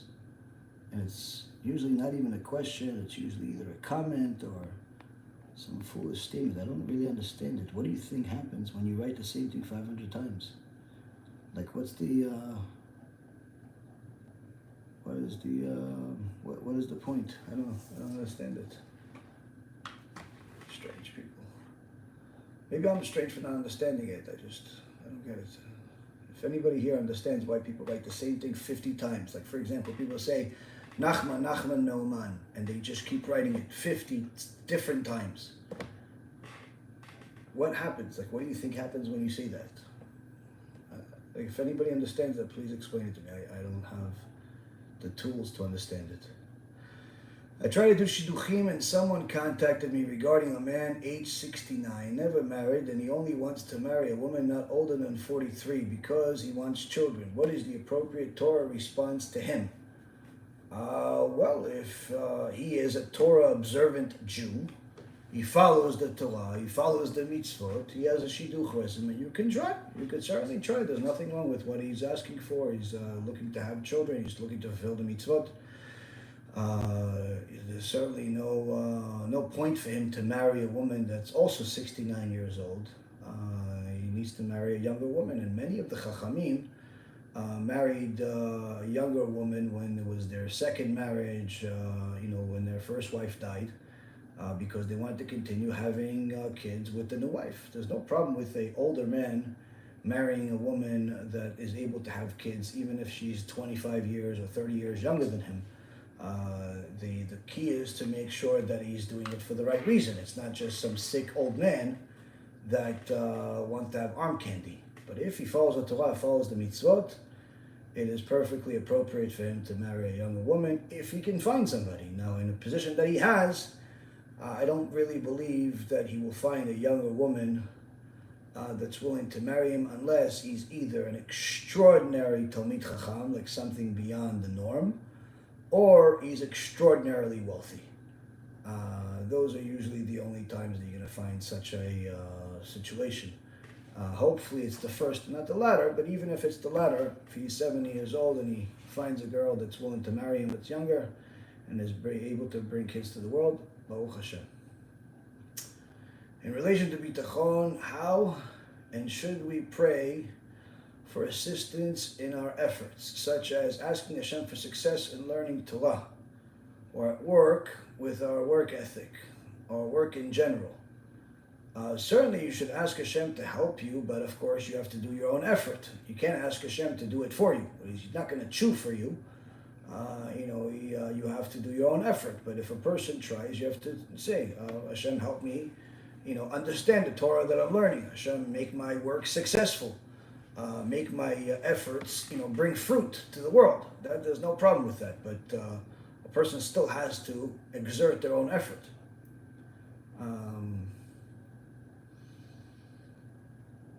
Let's see. Oh, you wondered about the same thing, or why people write the same thing 50 times? Oh, so, okay, so I'm not alone. Other people also asking. So if you're one of the crazy people out there that's writing the same thing 50 times, like Nachman 50 million times, or I don't know, Al Jazeera 50 million times, a terrorist 50 million times, whatever you're writing 50 million times, if you could explain it to us, why you keep writing it 50 million times, like what's the logic behind it? Because apparently there's a bunch of you. It's like a going thing. It's like a thing to do. Let us know. Educate us with your wisdom. We answered this already.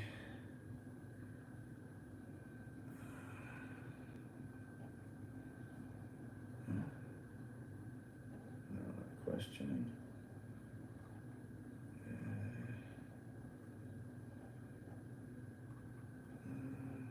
Let's go and answer these questions already. Oh, no, I answered that question also. Here we go. I discovered the truth. I jumped again. It's so annoying, this thing. I discovered the truth a year and a half ago. I want to convert. I live far away from a Jewish community. I've been doing too many changes in my life, like modesty, incorporating kashrut. I'm studying to fix character traits. I got a job to start my process, but with the new job I've got, I will have to work on Shabbat. I feel awful. Should I quit this job? Is it okay to keep Shabbat when I have not made conversion yet? So there's a conversion syllabus on our website, and it's an interactive syllabus, meaning when you press the pictures, it gets you to different places. And one of the things is lectures. I have a whole playlist of lectures regarding conversion. And what you need to do and how the process is. Now, of course, for you to ever succeed in conversion, you're not only going to not be able to work on Shabbat, but also you'll have to move to a Jewish community. So if you're not able to move to a Jewish community right now, and then you're not really in a conversion process, then there's no problem with you working on Shabbat. You're not Jewish. But if you want to change that, then you'll have to change those two things. Are we allowed to read Tehillim at night with the circumstances in Israel? I heard in all the show it said at night is not allowed. I never said it's not allowed. I have a lecture that actually is specifically answering this question. Are you allowed to read Tehillim at night? And if you hear it, you'll get the answer.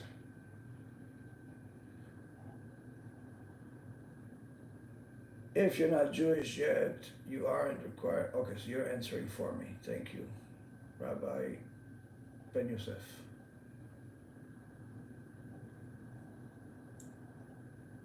Okay, see?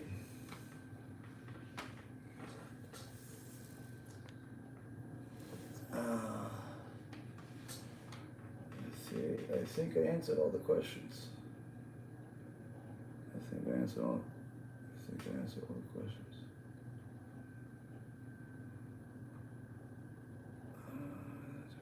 Let me see.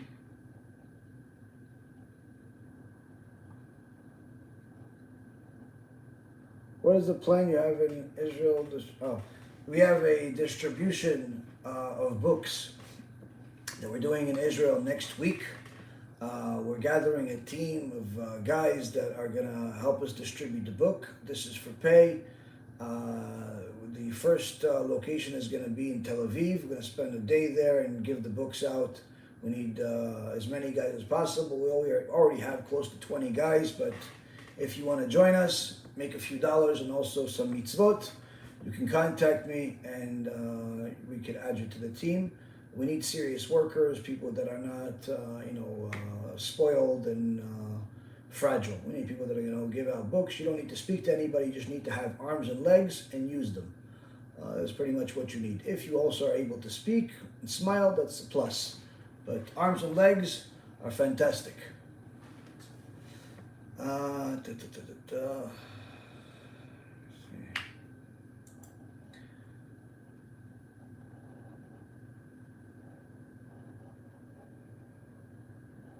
What is Ben Sira?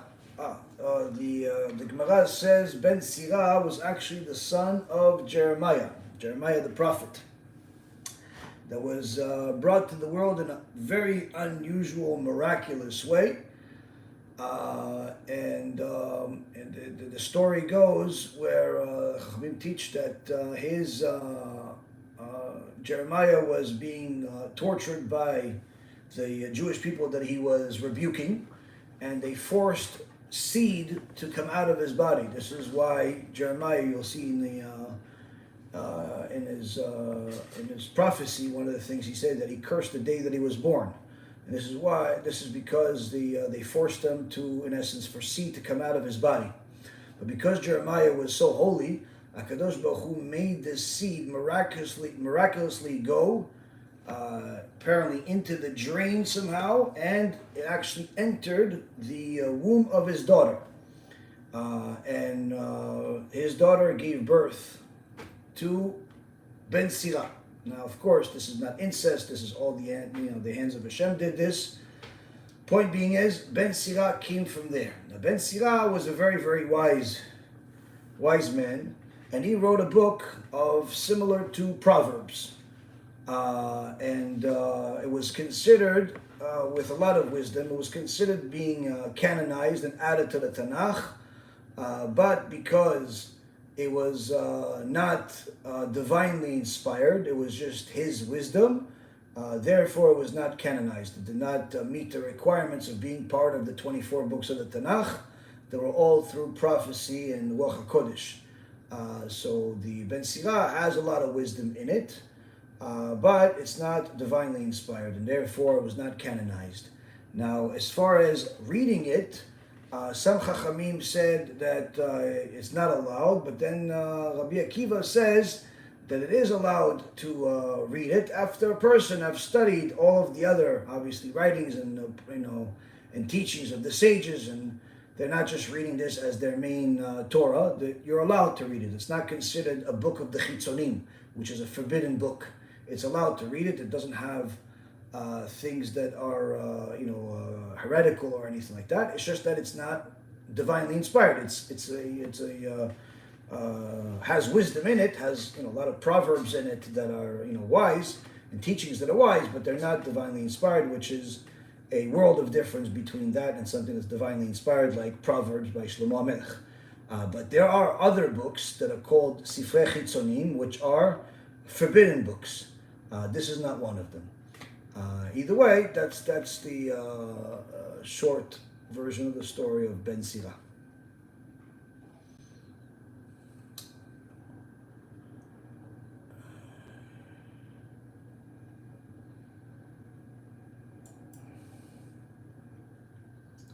I want to become a Talmudic scholar, but I'm a new Baal Tshuva. What should I do? Okay, so someone that's a Baal Tshuva needs to first know and learn how to be a Jew, and not worry so much about titles and major achievements, and also understand where they stand right now. Anyone that is truly a Talmudic scholar is someone that has studied for decades, not just a few years, but decades. And it's something that continues to build. It's not just like one day you just become a scholar and that's it, you're finished. Torah is something that you learn your whole life and you keep growing and growing and growing. That's why you'll see some of the great Chachamim throughout the generations that have published many works. You'll see that the way that they write and how they write and even how they think can change over time. Becomes more developed. Sometimes they learn something new that they didn't know back then, 20, 30, 40 years ago when they first wrote the first book. So in their second book that they wrote at that time, things change, meaning that Torah is something that you continue building on. It's not like many other subjects out there where you pretty much learn enough to be in essence considered a scholar, but there's not much more room for growth there unless you discover something new. The Torah has no end. There are no end to the sages and giant scholars that came before you, and all of them spent their entire lives learning Torah. So for you to become a scholar, prepare yourself for a lifelong of learning, and BeEzrat HaShem, eventually you'll have the merit to and the persistence to succeed. But that should not be your main concern today. The main concern today is to learn to live like a Jew, which means learning Torah each and every single day, even if you're working, even if you're married, even if you're depressed, even if you're sick, even if you're busy, even if you're this, even if you're that. Learn Torah every day. Make time to learn Torah every single day, both from lectures like the one that you're listening to, as well as from the books. The first thing that you should start learning is as far as book, is the Chumash, the 5 books of Moses. Read the weekly parasha twice and commentary on it once. This is something that you need to do every single year, and it's certainly the first thing a person needs to read. Aside from that, start reading halachot. If you're a Sephardi Jew, learn the laws of the Shulchan Aruch, which again, modern day version of application of it would be in Yalkut Yosef or the writings of the Rishon LeZion, which again is spearheaded by his father, Rav Ovadia Yosef. But in English, the Yalkut Yosef is the best thing you can get. Get the volume of the Yalkut Yosef. Start learning a few halachot every day. Start with the laws of brachot, then go to the laws of Shabbat, and so on and so forth. Aside from that, learn Mussar. Learn Mussar. You can either learn Mussar from lectures like mine, or you could learn Mussar from books. You could learn Mussar from different famous books of Mussar from the previous generation, whether it's the writings of Nissim Yagen, or the writings of Idon Miller, or Yosef Mizrahi. You have previous generation as well. You have all the way to the Rishonim. You have Sharet Tshuva, Chovot HaLevavot. If you want to go in between them, you can go to Mesilat Yesharim. Things. There's many different writings of sages of Mussar. Point being is, learn Mussar each day, learn Halacha each day, learn Torah each day. After that, you've done that for some time, you can start learning, depending on your age. If you're very young, Mishnayot. If you're a little older, then your mind is more developed, start learning Gemara. This, if you're able to learn with a rabbi or a Torah scholar, that would be great. If not, then learn with Art Scroll, and you can watch shiurim, different lectures that people do on Daf Yomi, on each stuff that you learn. It can help you. You learn it, both what you read as well as what the rabbi on the screen is saying, and you'll have a better understanding, not only of what you're actually reading, but also you'll get a better understanding of how to learn. Point being is that you have to learn all of these things, and you have to start applying things to your life, apply the laws that you learn to your life. So this is learning to be a Jew. And this is applicable to both a Jew that's starting to do tshuva, or a non-Jew that's looking to convert and is just converted and so on. This is all necessary for everybody. This is the beginning. Learn how to be a Jew, learn how to live like a Jew. Of course, if it's a woman, then you need to learn the laws of modesty and focus on the laws that are pertaining to women. But either way, this is something that everybody must do. Now, if you want to become a Torah scholar, then that means you'll have to do a lot more than the norm. Meaning, if, let's say, the average person needs to learn 2 hours a day in order to at least cover all of his bases over time, you won't be a Torah scholar, won't be a Talmid Chacham, but at least you'll be a kosher Jew. If you want to be a Torah scholar, then you have to multiply that significantly. You have to, 8 hours, 10 hours, or more. Perhaps over time, once you've established yourself and you already start teaching and so on, you may have less time to learn like you do when you're young. But needless to say, when you're first starting out, you have to learn an enormous amount.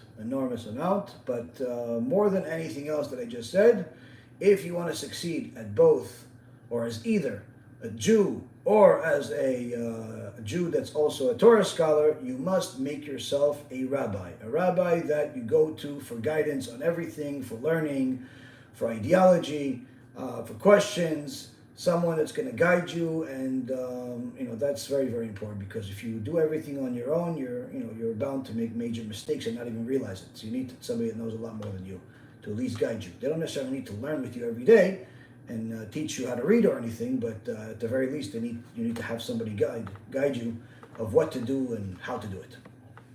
And if you do that, you could certainly become a kosher Jew, and you could certainly even become a Talmid Chacham, a Torah scholar, over time.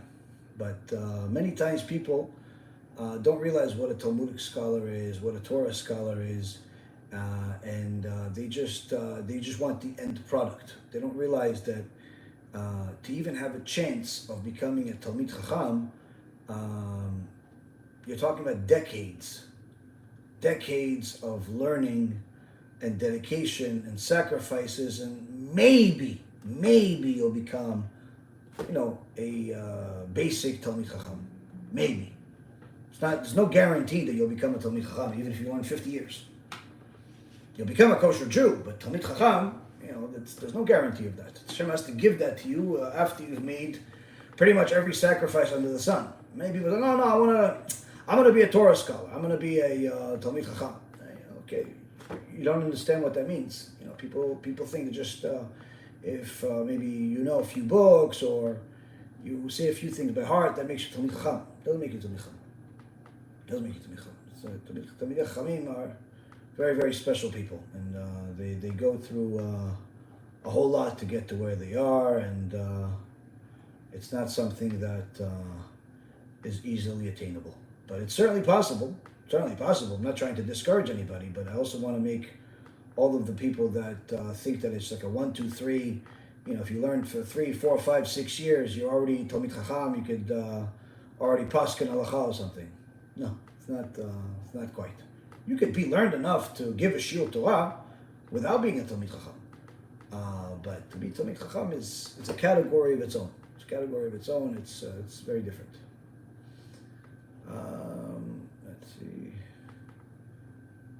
I'm intentionally not answering the reading Tehillim at night question just because I have a short clip about it and I would like for you to watch it and other people to watch it as well. It's a common question. I want people to watch the clip so you can share it with other people also. Let's see. Any other questions, or did we do everything, Baruch Hashem, already? Okay, no more from there.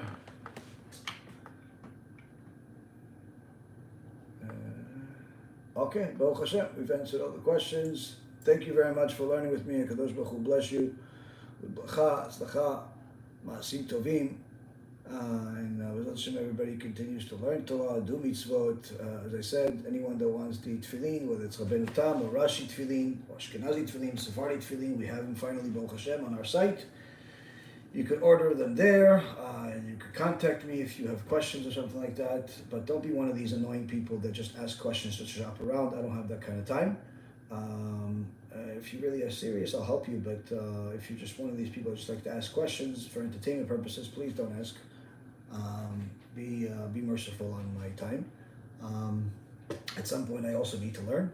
One day, I want to be a Talmid Chacham when I grow up.